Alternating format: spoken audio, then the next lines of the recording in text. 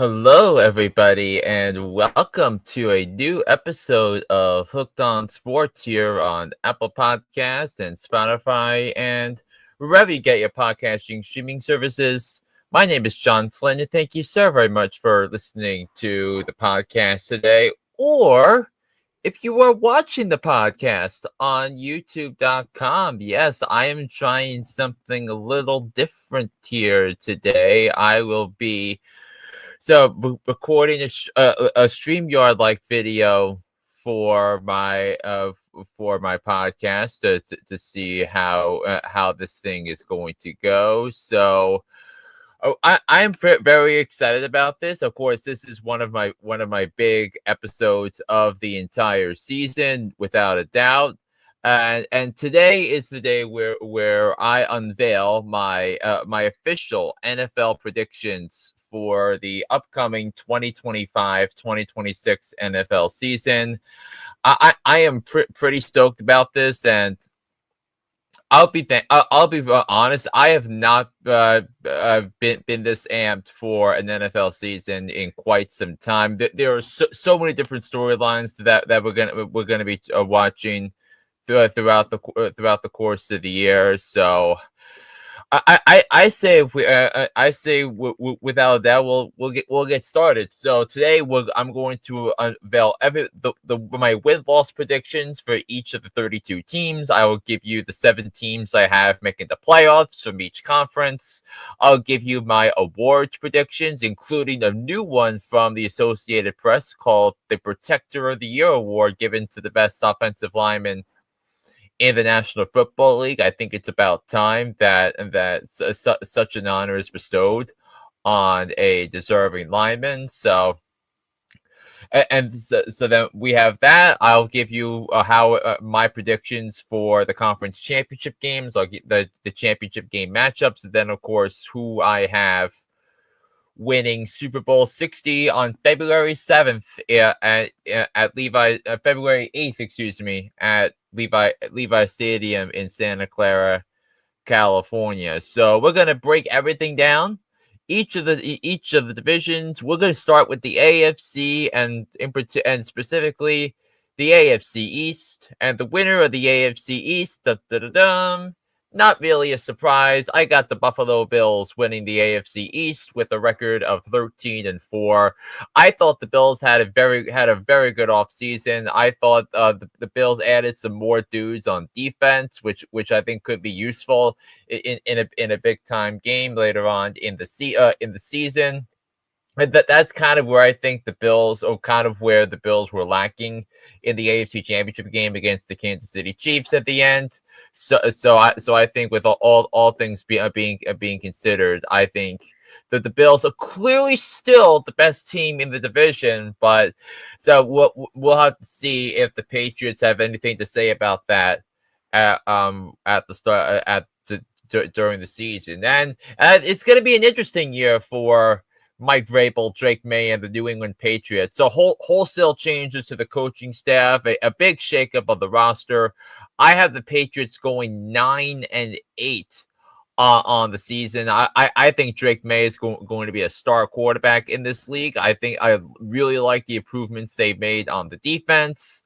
So I have the Patriots going 9-8 when all the wheels stop spinning at the end of the season. In third place in the AFC East, I got the Jets with a record of 6-11. And look, I think this the Jets are going to be better than people will give them credit for.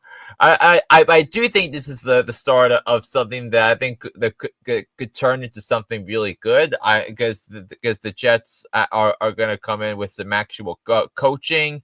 That I think you're gonna have a more buttoned up team than the iteration they saw last year.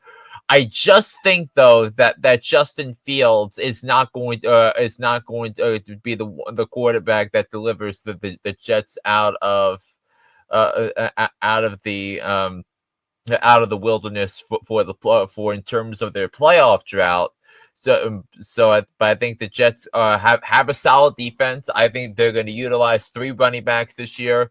that I think the Garrett Wilson connection with Justin Fields is going to be a bright spot in Justin Fields' passing game, because the two of them are familiar with each other in their in the 2020 season, and when they were both at Ohio State. So I have the Jets finishing in third place with a record of 6-11. And in fourth and last place, I have the Miami Dolphins with the record of 5-12. It was a rather underwhelming offseason, to say the least. They let some key pieces on their defense walk in free agency, and then they traded Jonnu Smith to the Pittsburgh Steelers in a big trade, and definitely lowered the lamp on their offense, but they do replace it though with Darren Waller. So, but I don't think that connection is going to pan out the way the Dolphins had hoped. I think this is going to be a season where the Dolphins finally to pull the plug on Chris Grier and Mike McDaniel. So I have the Dolphins finishing in last place in the AFC East. Now, let us move forward to the NFC North, where I have the Baltimore Ravens winning the division for the third consecutive year. I've got the Ravens going 14-3 this season. When everything is said and done there. I just love how this organization is run from top to bottom. And as someone who visited M&T Bank Stadium earlier this year as part of a tour, I know I have some rooting interest in the Baltimore Ravens this year. Because of that. And look, Lamar Jackson is fantastic. I really love what they did in the draft, addressing areas of deficiency, but more specifically though, the safety position. And I love what they did there, where they drafted Malachi Starks, the free safety out of Georgia, with their first round pick. I really love what the chances for the Baltimore Ravens for this upcoming season, and in terms of the delight for everyone. I have the Pittsburgh Steelers going 10-7 this season. I was back and forth between the Steelers this year, but I think the one thing you can't deny about the Steelers is that their defense is superb. They are so extremely well coached. Mike Tomlin has never had a losing season. And if you watched Aaron Rodgers last year down the stretch, he actually played some pretty good football. I'm not going to lie. So I think you figure the Steelers are going to upgrade at quarterback as well temporarily before they choose a successor, presumably in the draft next year. So I got the Pittsburgh Steelers going 10-7. I got the Cincinnati Bengals going 8-9, and I'm not gonna lie, the Bengals were a very difficult omission from the postseason this year, especially considering the Joe Burrow and Jamar Chase are two of the best at their positions, and Burrow was able to get by scotch-free this training camp, which never happens for Joe Burrow, given the Bengals haven't don't prioritize the players like other smart organizations do. But they were able to get Trey Hendrickson back into the building, and finally got an agreement with Shamar Stewart. With all things being equal here, so I have the Cincinnati Bengals in third place in the AFC North, and that unfortunately for the Bengals means no playoffs. I just don't trust the coaching and the defense compared to that for the Steelers when it's all said and done. And then lastly, I got the Cleveland Browns. I have them finishing with a record of 2-15. I mean, I like that they named Joe Flacco the starting quarterback. I think he can make a week 1 matchup with a game with the Cincinnati Bengals interesting because of the Bengals' suspect defense, especially their secondary. So, but boy, given the quarterback circus that this offseason and drafting 2 rookies and Dylan Gabriel and Shedeur Sanders and trading Kenny Pickett to the Raiders for him to be the Raiders' backup quarterback. I'm just not buying it this year. I just think this is just not an organization that seems to prioritize winning. So a lot to be looked upon better for the Cleveland Browns. Now on to the AFC South. This was actually a tougher division than I thought it was going to be. Not so much for the Houston Texans, who I have winning the division comfortably because they're the only team in the division that actually has a very good defense. I have them going 10-7. The DeMeco Ryans is excellent at what he does. I think what's important here, Nick Caley being the offensive coordinator, I think makes me feel a lot better about the Texans in terms of their potential to win a game or two in January in the playoffs. So, but I do have the Texans winning the division with the record of 10-7. Now, I'm not gonna lie. I don't have any of the Colts, Titans, and Jaguars making the playoffs, but in terms of the order of finish in the standings, it was a lot tougher than I had anticipated. Mainly because I think the Colts have a solid defense and a decent offensive line, which I think bodes well for a situation that Daniel Jones is in. Now, Daniel Jones is now 2 years removed from the ACL injury that he suffered in 2023 when he was still with the Giants. Daniel Jones beat out Anthony Richardson at the in a training camp battle for QB, and I think the Colts are going to win some games that you don't expect them to. I'm not gonna lie. I did not have the Colts as highly as they did before I looked at the schedule and looked at the games that the Colts would be able to win, and sure enough, they are. So I have them going 7-10. Although I am excited though about the addition of Tyler Warren. I thought he was the best tight end in this year's draft, and he fell all the way to the Colts at 14. I was a little surprised about that. The Tennessee Titans, I think they're gonna double their win total from a year ago. They were in 3-14 last year. I have them improving their total from 3-6 this year. But Brian Callahan raved all summer about the development of Cam Ward. Now it's gonna be a bumpy going early for the Titans because they have matchups against the Broncos and the Rams to start the season. But I think once Cam Ward settles into a groove, I think he'll be able to rock and roll for the Tennessee Titans. And then in last place, I've got the Jacksonville Jaguars with a record of 5-12. And look, the new GM, new head coach is trading up to draft Travis Hunter with a number 2 overall pick. Now, there's no denying the talent with Travis Hunter. I just don't understand the plan that came out from James Gladstone's team and his front office at the start of the season, because look, the Jaguars had a lot of issues with their roster before the season started, because you look at the defense, which was bad, and then lack of depth at receiver behind Brian Thomas Jr. That they did a couple of some nice things during free agency, adding some notable pieces to the mix. When you look at it from the Jaguars,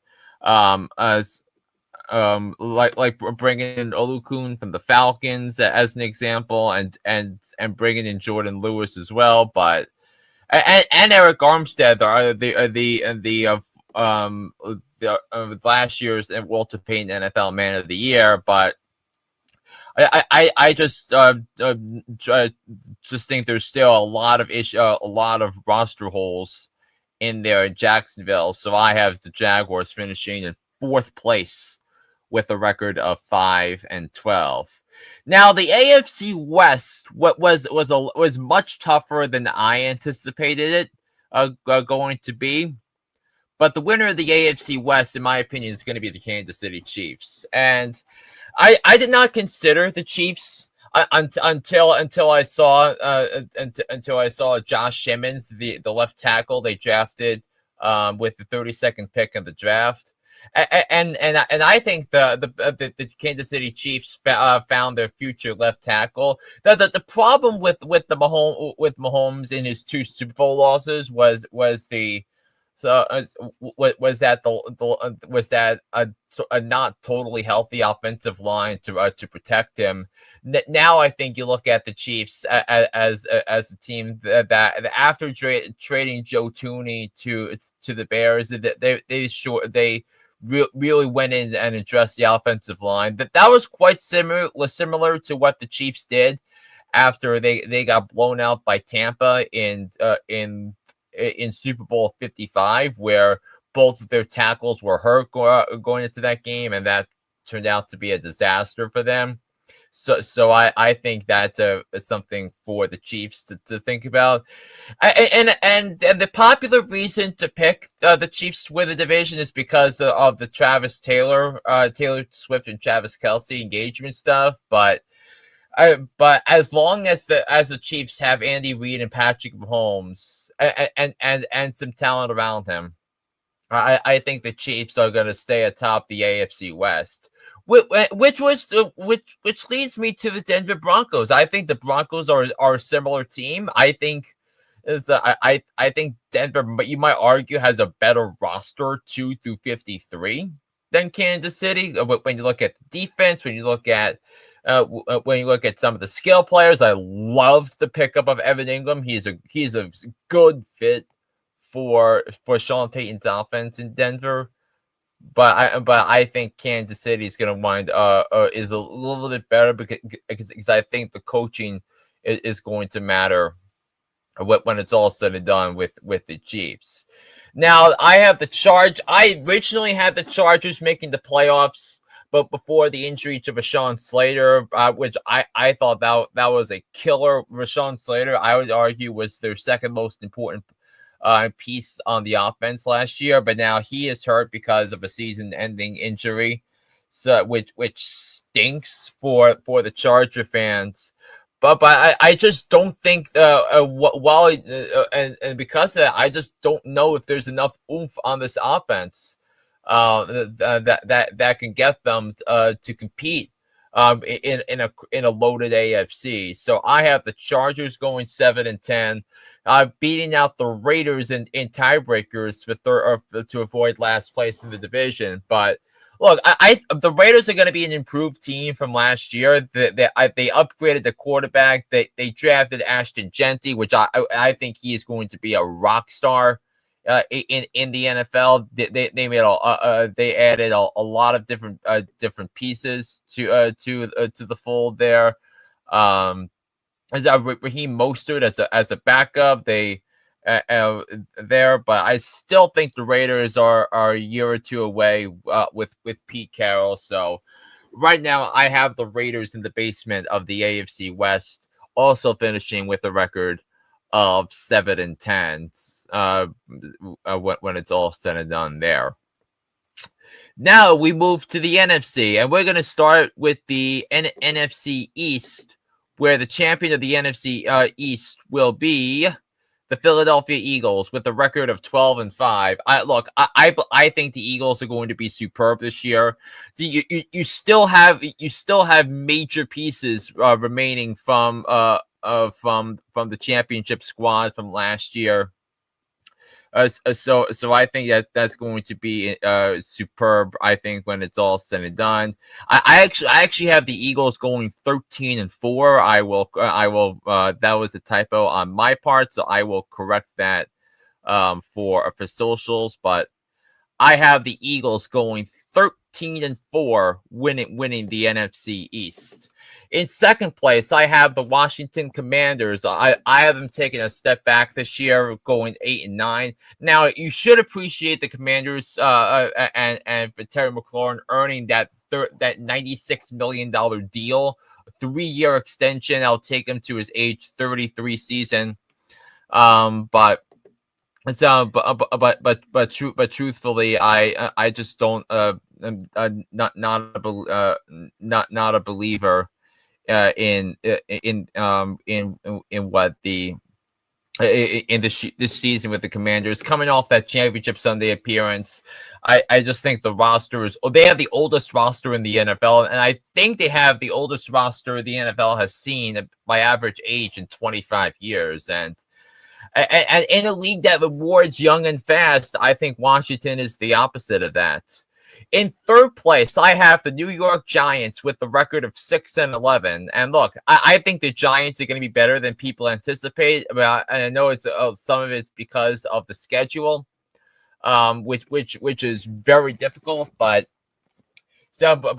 given that Dallas traded Micah Parsons to Green Bay, I have the Giants finishing ahead of Dallas because of the tiebreakers. I think at some point this season, my prediction is going to be sometime in the middle of the season. Is when I think the Giants are going to turn to Jackson Dart to start the process of saving their franchise. I think he's going to be a superstar quarterback.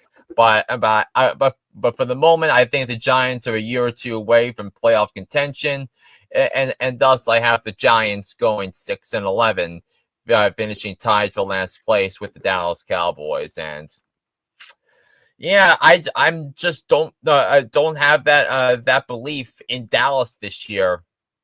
So I am so that's why with. But I do think that they can score a lot of points though with Dak Prescott, CeeDee Lamb, and George Pickens of someone who I really liked, and now he's gonna play with Dak Prescott in Big D. So I think this is a division that I think the Cowboys are gonna finish in dead last here when it's all said and done here.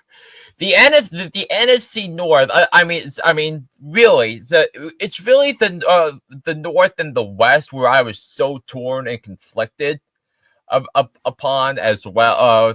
Throughout, especially with the last couple of days, because like it's really like 6 teams for 4 playoff spots, and I don't know where they're going to go. So I'm going to start with the NFC North.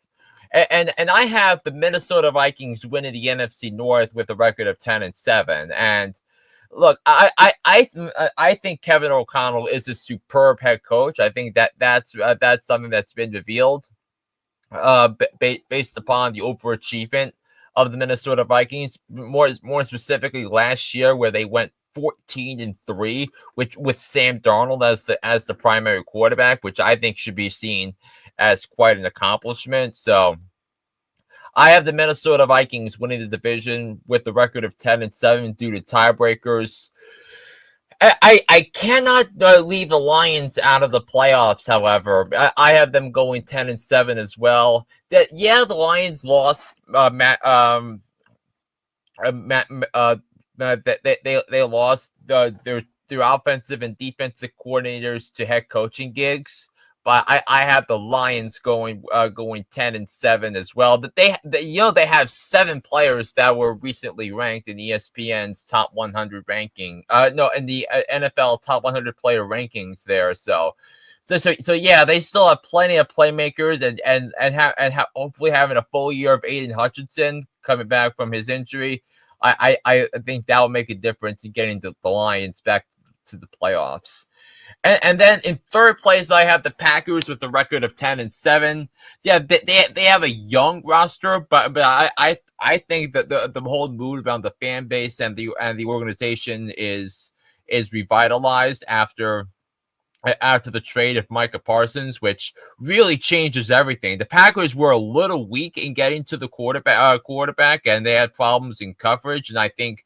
So there was a specific play in the first quarter of the wild card game where there was just a huge hole in the defense that Jalen Hurts was able to exploit and find a receiver for a touchdown because the Packers didn't have someone like Parsons. But now that they do, I think that'll help big time.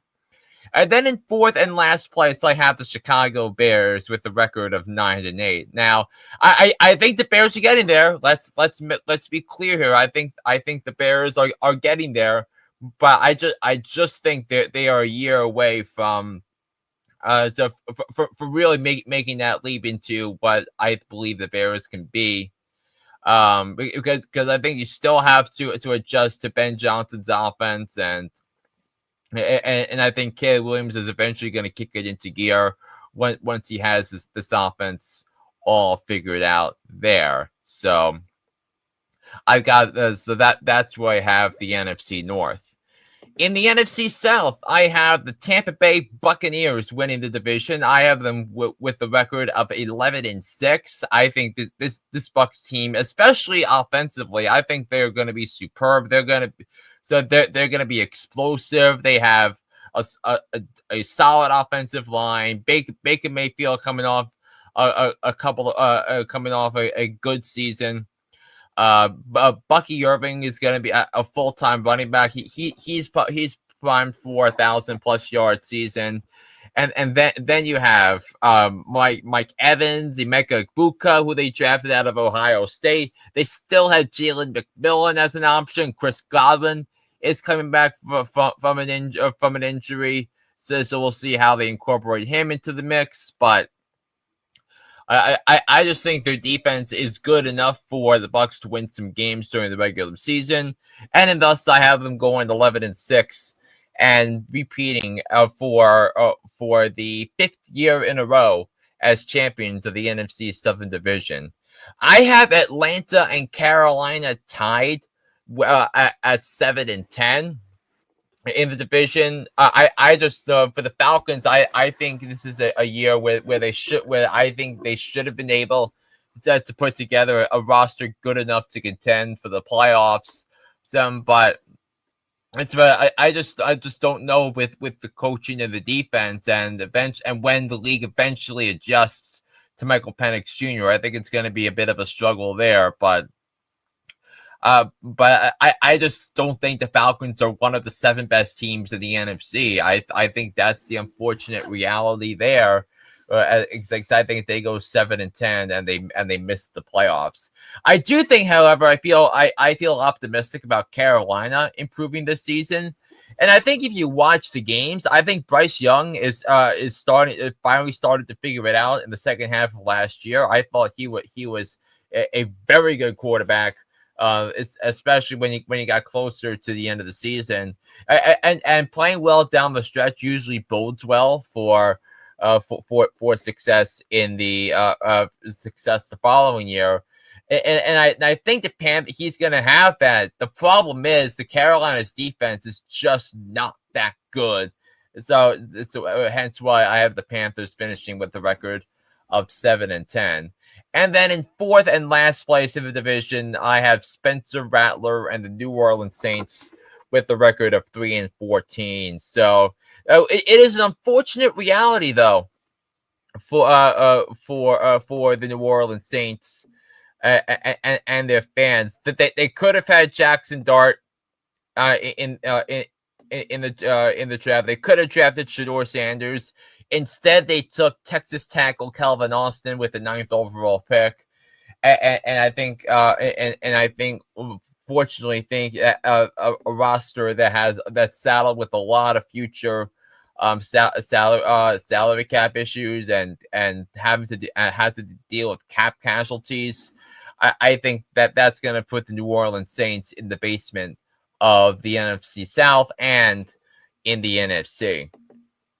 In the NFC West, I have the Los Angeles Rams winning the division at 11-6. Matthew Stafford looks like he is ready to rock and roll, ready to go for the season. And look, the Rams were were very close to knocking off the eventual Super Bowl champion Philadelphia Eagles in the postseason. And I think a lot of it has to do with the brilliant coaching of Sean McVay and the high level play of Matthew Stafford.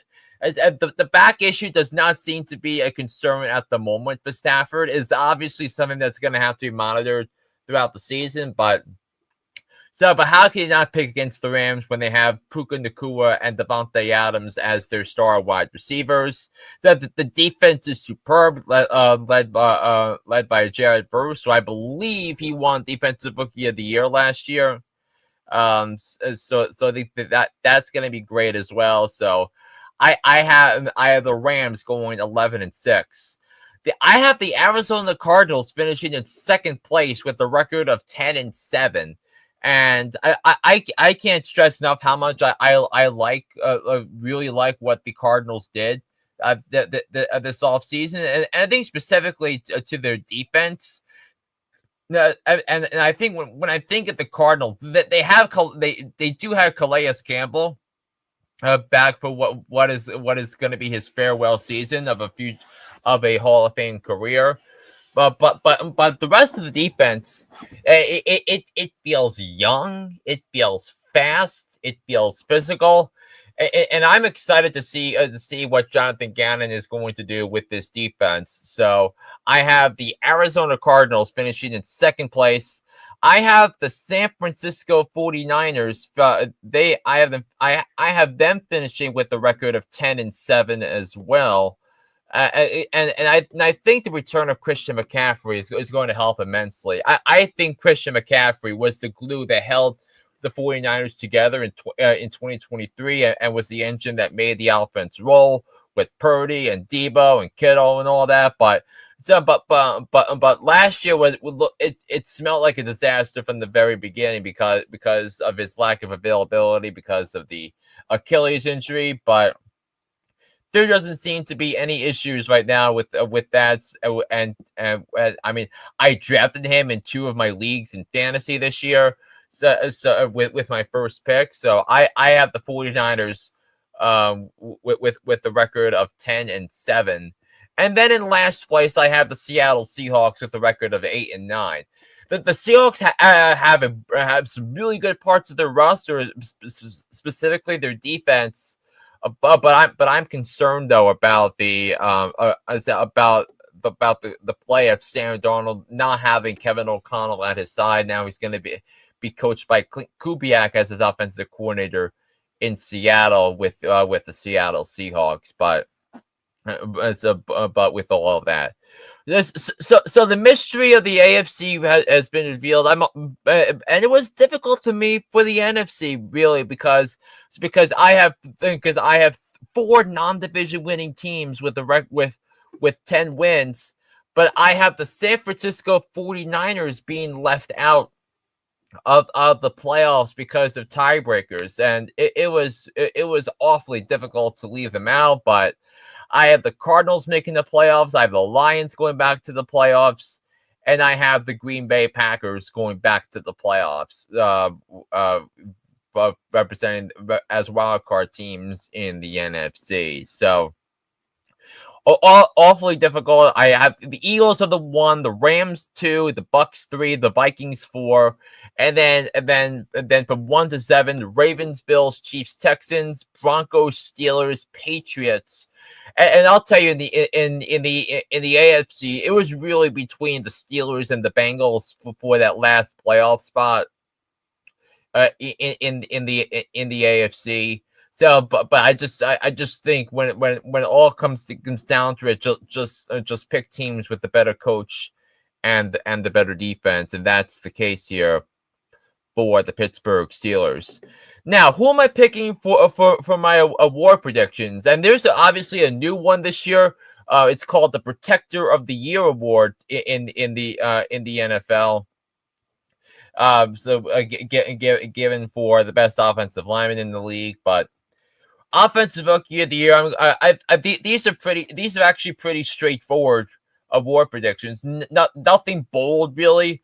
Ashton Jeanty was the best offensive player in the draft. Abdul Carter was the best defensive player from the draft. I think both win rookies of the both win rookies of the year.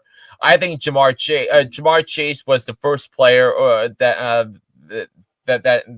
in the money leagues I was in, he went the first overall in all of them. I think TJ Watt is a big reason the Steelers are going to go back to the playoffs this year, and he wins Defensive Player of the Year. I think JJ McCarthy with the torn meniscus last year, I think he comes back, and I think he helps the Vikings to win the division. A protector of the year, I think I'm going to go to Lane Johnson for the Philadelphia Eagles, the first real disciple of Stoutland U. So I'm going to go with him on that. Coach of the year, I'm going to go with Mike Vrabel of the New England Patriots. I think he turns what was one of the worst rosters in the NFL last year to one that makes the playoffs. It's because he actually brings some coaching, unlike what his predecessor did. So I'm gonna go with Mike Vrabel, and then my preseason pick for league MVP is Lamar Jackson of the Baltimore Ravens. So that's where I am.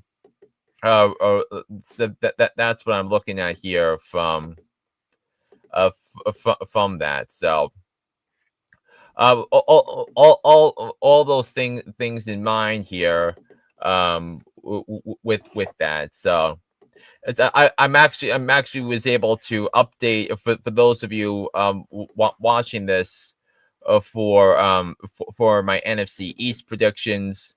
Yeah, there you have it. Now that you have the official prediction there of the Philadelphia Eagles going 13-4 instead of 8-9, which now leads me to my predictions for the conference championship games and the Super Bowl in the AFC and the NFC, and with that, I've got the Baltimore Ravens over the Buffalo Bills. I think Lamar and Allen meet in Championship Sunday there, and that's where the regular season starts for each of these teams. But I believe this will be the year that Lamar Jackson finally gets the Ravens over the hump. I have the Bills finally knocking off the Chiefs in the playoffs this year to get to Championship Sunday. Then I have the Ravens, of course, being the 1 seed in the AFC, which I think will help because to have home field advantage for the AFC Championship game. So with that, and then in the NFC, a rematch for both these matchups, predicted matchups I have were rematches from Divisional Sunday last year. Well, and the NFC, I have the Eagles over the Rams in the NFC Championship game. With that, so I have the Baltimore Ravens and the Philadelphia Eagles meeting up in Super Bowl 60. And the winner of Super Bowl 60, in my mind, is your Baltimore Ravens. I am a big believer of this team this year.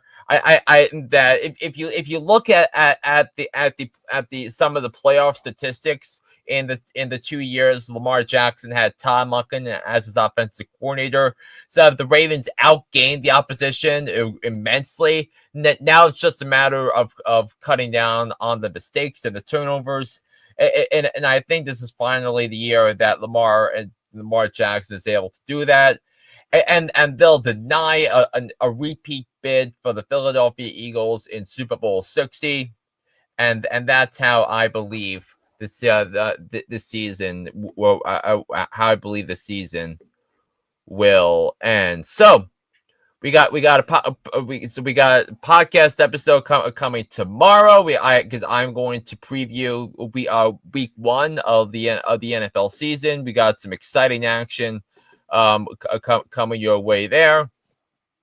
And I'm very much looking forward to talking about some of the big games coming up on Sunday. And of course, making some picks.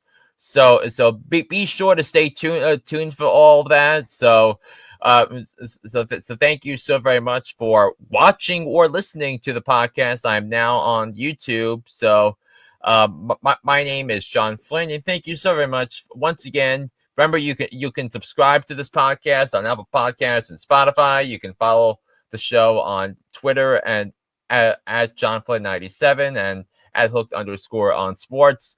And I look forward to seeing you all, to talking to you all tomorrow for as I get you set for week 1 of the NFL season. So until then, this is John Flynn saying so long. I'll be back here on the podcast tomorrow. So long, everybody.